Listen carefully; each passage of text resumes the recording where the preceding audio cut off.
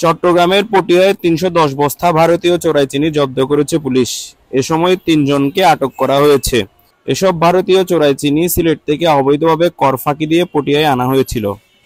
মঙ্গলবার ২৬শে নভেম্বর সকাল ৮:৩০টার দিকে পটিয়া পৌরসভার সূচক্রদণ্ডী মাতৃভান্ডার এলাকায় খালাসের অপেক্ষায় থাকা ৩১০ বস্তা চিনি সহ ড্রাম ট্রাকটি জব্দ করে পটিয়া থানা পুলিশ। আটককৃতরা হলেন বোয়ালখালী উপজেলার করলডাঙ্গা ইউনিয়নের আহলা এলাকার মোহাম্মদ হোসেনের পুত্র মোহাম্মদ রহমতুল্লাহ, পটিয়া উপজেলার দক্ষিণবুশী ইউনিয়নের খানমোহনা এলাকার ফজলুর হকের ছেলে মোহাম্মদ রেজাউল হক এবং সিলেট জেলার শাহপরান থানার খাদিমনগর ইউনিয়নের আবুল মিয়ার ছেলে মোহাম্মদ রুবেল আহমদ। পটিয়া থানা পুলিশ জানায়, গোপন সূত্রে পটিয়া থানা পুলিশের একটি বিশেষ টিম জানতে পারে সিলেট থেকে কর ফাঁকি দিয়ে বেশ কিছু ভারতীয় চোরাই চিনি পটিয়া খানমোহনা এলাকায় নিয়ে আসা হয়েছে।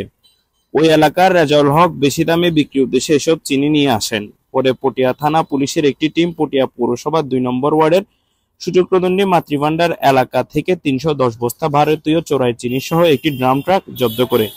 এ সময় ৩ জনকে আটক করা হয়েছে।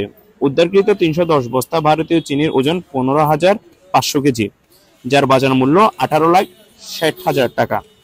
আটককৃত ৩ জনের বিরুদ্ধে থানার মামলা রুজু করে বিশেষ ক্ষমতা এনে গ্রেপ্তার দেখিয়ে মঙ্গলবার বিকেলে আদালতের মাধ্যমে জেল হাজতে পাঠানো হয়েছে।